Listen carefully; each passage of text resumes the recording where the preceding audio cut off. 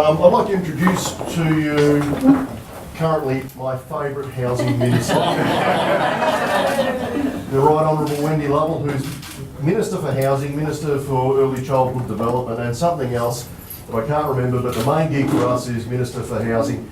And Wendy's been a great friend to Haven. She's the local member in terms of the upper house for Northern Victoria region, and is a regular visitor to both Bendigo and the Haven offices and Haven Home Safe. And Wendy has, as I think the press release said, an important announcement. So Wendy, welcome. Thank you, Ken. And it's fantastic to be here at Haven Home Safe in Bendigo at their head office to make a pre-budget announcement and a very special project that will be taking place here in Bendigo. And Ken and the Myer Foundation came to me earlier in the year to put to me a project that they wanted to complete here in Bendigo. I think everyone knows that Sidney Myer started his business career here in Bendigo, but what people may not know is that prior to starting his business in Bendigo, when he first arrived in Australia, Sidney Myer spent some time as a homeless person.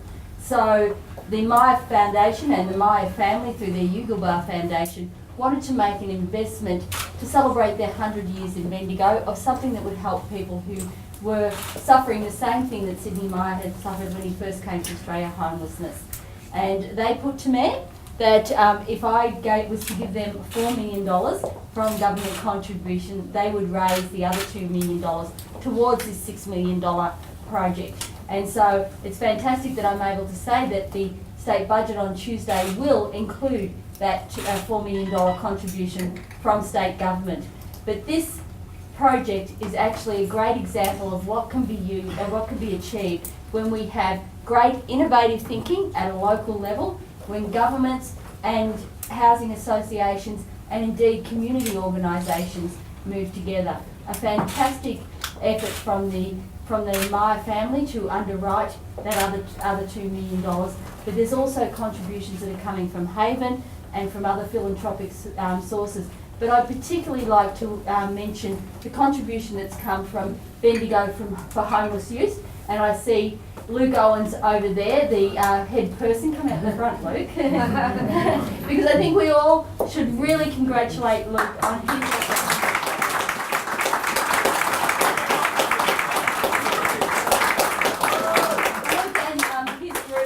In 6 months, really, it's only in 6 months, have raised $100,000 from the Bendigo community towards this project.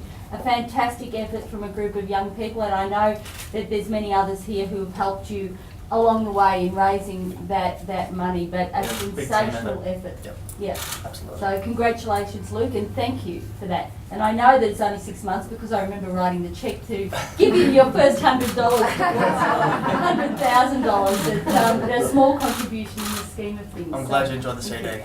Yes. Expensive CD, but it was great. So thank you all very much.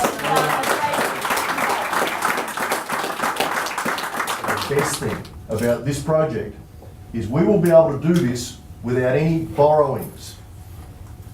And normally most of our rent goes to service borrowings. So what we're going to do with the rents that will come out of this project is we'll actually fund the support for the people who live there. And we're doing something that hasn't been done before. We're creating a medium-term transitional housing project. Everybody here knows that we take homeless people, we put them in housing, and we try and shift them on as quickly as we can. And we all know that life these days is far more complex than it was even a generation ago. And many of our punters, many of our clients, they're not really able to sustain in the private or public sector their tenancies because they have compounding social issues. So what we're doing here is we're creating a syllabus in partnership with educational providers and other organisations so that we're actually going to help people develop all of the necessary life skills over a longer period of time in a very safe, purpose-designed development. And the government's not paying for it. There's no recurrent expenditure here. It's always hard to find recurrent expenditure, the dollars that have to be paid year after year. This model does not require recurrent expenditure, and I think we're onto something. And I've been waiting 30 years to do this project, so Wendy, I can't tell you, A, how grateful I am, and how excited I am. This is a big thing, and it's a big thing for Bendigo, and it's another example, I think, of the leadership we see in our community day after day. We see the things that Keith does, the volume of activities and people and causes that Keith has supported, the things that Callum's doing there at the Community Enterprise Foundation. The Foundation for Rural and Regional Renewal is based here in Bendigo. Wherever you look in this city, you see leadership, you see people looking after their community and others. And I'm very, very proud with the directors here from Haven, Home Safe, Antoinette and Ken Belfridge here. I'm very proud to be doing our little bit on the way through. So again, Wendy, thank you very much. And before you go, we have a tradition here.